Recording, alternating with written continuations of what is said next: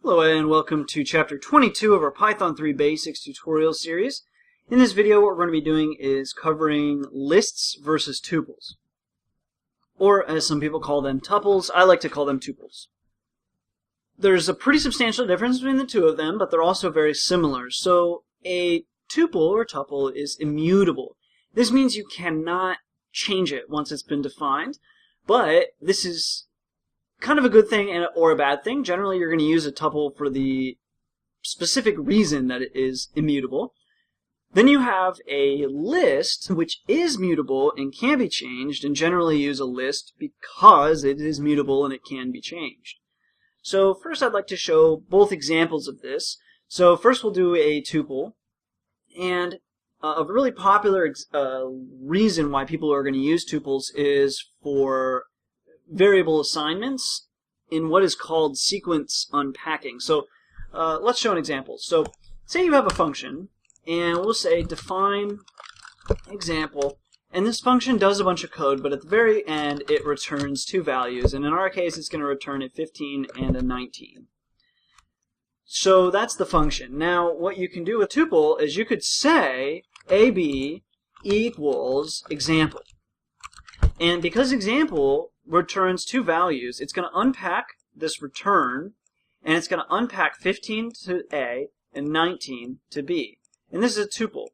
And so since we're talking about tuples and we just defined a tuple, it'd be a good thing to note right now that you can define a tuple either by just strictly just writing out the list, so that's an example of a tuple, or you can put them in round brackets like this, and this is also a tuple. So now what we could do is we could say print A, and we can also print B, and when we save and run this, we get A is 15, B is 19. Okay, so the reason why it's important that this is a tuple is because we don't want to change the value of 15 or 19 and what they correspond to. We always, because we're calling it to a function or unpacking it from this function, we want this to stay the same. We don't want this to be mutable. So that's kind of why we want to use tuples for example. Another idea, a reason why people might use a tuple is say you've got a really, really long list of things, and I guess by list, it's really hard to talk about lists and tuples in Python because you can't use like group, you can't use set, you can't use, like all these words that you would use to describe them, you can't use them because they're very specific. With Python there are groups and there are sets and all of this stuff, so it's kind of hard to talk about them. But anyway, let's say an assortment of data.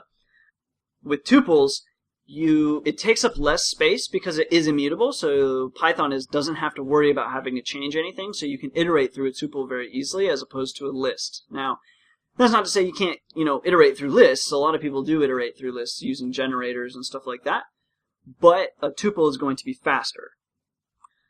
So that's tuples. Conversely, we have lists. Now, the idea of a list is to be mutable, and you're probably going to find that you use lists for different reasons. To define a list, use square brackets. So we'll do square brackets, and then we'll just make a random list. I'm just kind of throwing numbers out here. You don't have to copy my list. And that's a Python list. And with Python, inherently, there is no such thing as an array. You'll hear people refer to this as an array, but this is not an array. It's actually a Python list. If you use an import module like, say, NumPy, for example, there are NumPy arrays, but inherently Python does not have an array. It just has lists. So anyway, moving along. So this is a list, and you can, print X, and you can print out our list, right? So here's our list. You can also reference specific things in a list. You can do this with tuples as well. So you could say like X5, for example, and we'll just print X5. And that will print out, with the element with ID of 5, which is the number 9, and so on. Now, lists are also mutable. So what do we do there?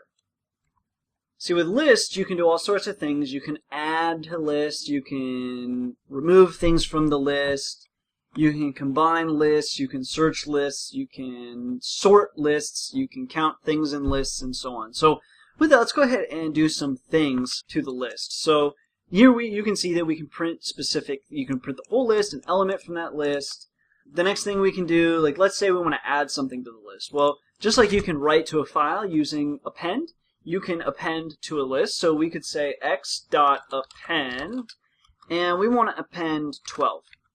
Now, just like appending to a file, append is just going to add it to the very end. So we can print x like that, save and run it, and we can see that we've added 12 to the end of the list. Now, what if you want to add the number to the list, but see, lists are ordered. So maybe you want to specifically insert an element in the list somewhere. Well, you can insert things into a list the following way. So let's say print, we'll come down here and we'll do x.insert, and we'll do 5 and 7. Okay, so now we'll print x. Save and run that. Apparently it's going to take a second. There we go. And what you can see here is at the 5th element, so 0, 1, 2, 3, 4, 5. At the 5th element, we have a number 7. So what we've done here is at ID 5, we've inserted the number 7 into our list. So that's how you can insert something specifically into a specific spot. Let's make some space here. Next, what we can do is we can remove things. So we can say, for example, let's get rid of that 7. We can say x.remove, and then the number 7. So we can save and run that. Oh, we need to print. Let's print x, save and run that. And now you can see that 7 has actually been removed now. Now, the way this is going to work is if you have multiple elements that have the exact same value, it's only going to remove the first one. It won't remove like all 7s. It will just remove the first 7 it comes to. Also, we can search for a specific index. So here we see we have the number 12. Let's say we want to know what the index value of 12 is. So we could say print x.index, and then you put the value that you want to find the index of. So we're going to put 12. So we save and run that, and we see it has a value, or the index is 8. So 0, 1, 2, 3, 4, 5, 6, 7, 8, and that is 12. So that's how you index value of that. Also, we can find out how many instances of something there is in a list. So we could say print x.count3. So we'll save and run that, and we get the number 2. So that means there's 2 3s in this list. Sure enough, there's one of the 3s, and there is the second 3. Finally, we can sort lists. So we can go x.sort like this, and now we can print x, save and run that, and we see now we have a sorted list in order of numbers. Now the next question is, do lists have to be numbers? Well, no, they don't actually have to be a number. So we could say x equals, and we're just going to make up some names. Let's do Spot, Cam, Jan, Dave, and Zach. Now we can print x, and then x.sort, and then let's print x again. Save and run that. And first we see in the same order that we entered it, and then and then we can see that they're actually now in alphabetical order, C, D, J, S, Z. Now we can flip that. We could say x.reverse, print x, save and run that. And now we've actually reversed the order here. So we can reverse the order of a list. And it should be noted, though, that, again, lists are mutable. And so this means that every time you do, say, x.append, this means you've literally changed the value of x. X.insert, you've changed the value. When you search, that's not such a big deal. You can count and all that.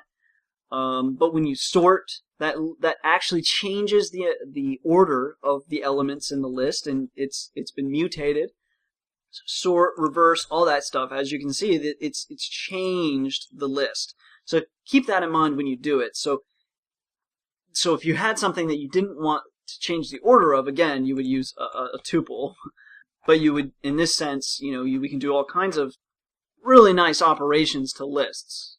So that's lists and tuples. Hopefully that was easy enough to follow along. There's a lot of things that you can do with both of them. Obviously lists, there's more things that you can do simply because there's a lot more you can do to a list, right? Tuples by their nature don't allow you to do very much to them. But generally, for my uses, I tend to only use tuples for sequence unpacking, whereas lists, I use them, to be manipulated.